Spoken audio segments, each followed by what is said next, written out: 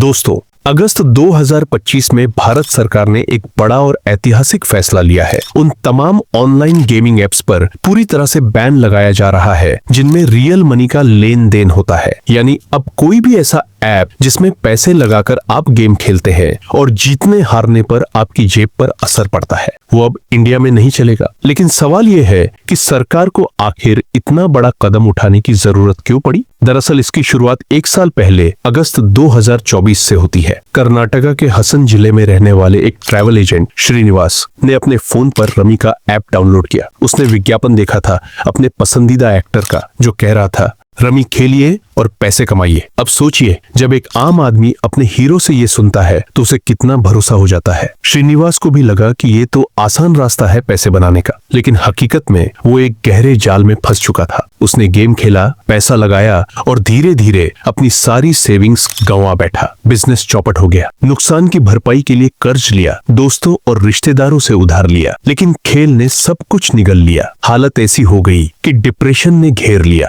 और दुख की बात यह है दोस्तों कि श्रीनिवास अकेला नहीं गया, उसके परिवार ने भी साथ में जान दे दी। 11 साल की मासूम बेटी जिसने दुनिया देखनी भी शुरू नहीं की थी, वो भी इस लालच और लत का शिकार हो गई। यह कहानी पहली बार सामने आई तो सब हिल गए, लेकिन ये पहला मामला नहीं था। इससे पहले भी बेंगलुरु में कई लोग ऐसे गेम्स की वजह से अपनी जान गंवा चुके थे। मल्लिकार्जुन नाम के एक लैब टेक्नीशियन और कुमार स्वामी नाम का एक ऑटो ड्राइवर, दोनों की कहानी भी दिल दहला देने वाली थी। कुमार स्वामी ने ऑनलाइन रमी खेलते खेलते करीब 10 लाख रुपए गंवा दिए थे। अब आप सोचिए, एक ऑटो ड्राइवर 10 लाख रुपए कमाने में कितने साल लगा देगा? शायद जिंदगी भर की मेहनत। और जब वो पैसा भी गया और ऊपर से कर्जदारों का दबाव बढ़ा तो उसने भी आत्महत्या कर ली। दोस्तों, यह सिर्फ कुछ नाम है। असलियत यह है कि 31 महीनों में 32 आत्महत्याओं के मामले दर्ज हुए और इनमें सबसे ज्यादा कर्नाटका से थे। लोकसभा में खुद आईटी मिनिस्टर अश्विनी वैष्णव ने ये आंकड़े पेश किए और साफ कहा कि ऑनलाइन मनी गेमिंग अब देश में एक सामाजिक खतरे के रूप में उभर रही है। मंत्री जी ने 3 सेगमेंट्स की बात की। पहला, ई स्पोर्ट्स, जहां स्किल, टीम वर्क और स्ट्रेटेजी काम आती है। पबजी, टेकन या दूसरे गेम्स इसी कैटेगरी में आते हैं। दूसरा सेगमेंट है सोशल गेम्स, जैसे शतरंज, लूडो, सुडोकू, जिनमें पैसा शामिल नहीं होता और जो मनोरंजन और शिक्षा दोनों के लिए अच्छे हैं। लेकिन तीसरा सेगमेंट है ऑनलाइन मनी गेम्स, और यही सबसे खतरनाक है क्योंकि इनमें जीतने की संभावना लगभग नामुमकिन होती है। एल्गोरिदम ऐसे होते हैं कि खिलाड़ी चाहे कितना भी स्किल दिखाए, हारना तय होता है। और यही बात लोगों की जिंदगी बर्बाद कर रही है। यही वजह है कि सरकार ने promotion and regulation of online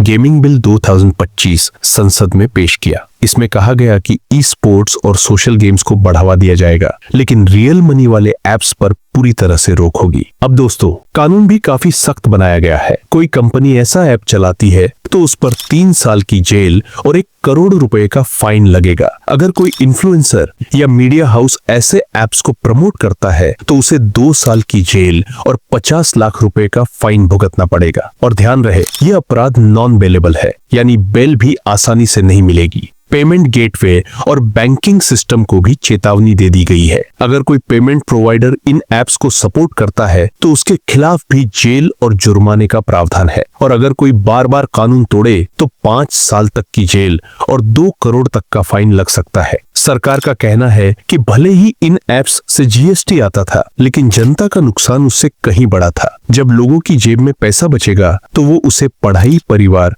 और जरूरी चीजों पर खर्च करेंगे। इससे भी सरकार को टैक्स मिलेगा और देश की अर्थव्यवस्था मजबूत होगी। हाँ, इंडस्ट्री की तरफ से तर्क दिया जा रहा है कि स्किल बेस्ड ऐप्स जैसे ड्रीम 11 को बैन नहीं करना चाहिए, क्योंकि इससे क्रिकेट जैसे बड़े टूर्नामेंट्स में स्पॉन्सरशिप आती है और हजारों नौकरियां जुड़ी हुई है। लेकिन सरकार का रुख साफ है, जनता का हित पहले है, कंपनियों का मुनाफा बाद में। अब सवाल आपसे है दोस्तों, आपको क्या लगता है? क्या सरकार का ये फैसला सही है? क्या सच में ऐसे ऐप्स पर बैन लगना चाहिए या फिर इन्हें सिर्फ रेगुलेट करना चाहिए? आपकी राय बहुत जरूरी है, तो नीचे कमेंट में जरूर लिखें। और हाँ, अगर आप भी मानते हैं कि इस तरह के ऑनलाइन मनी गेम्स लोगों की जिंदगी बर्बाद कर रहे हैं, तो इस वीडियो को शेयर जरूर कीजिए ताकि और लोग भी जागरूक हो सके। और जरूर चैनल को सब्सक्राइब करिएगा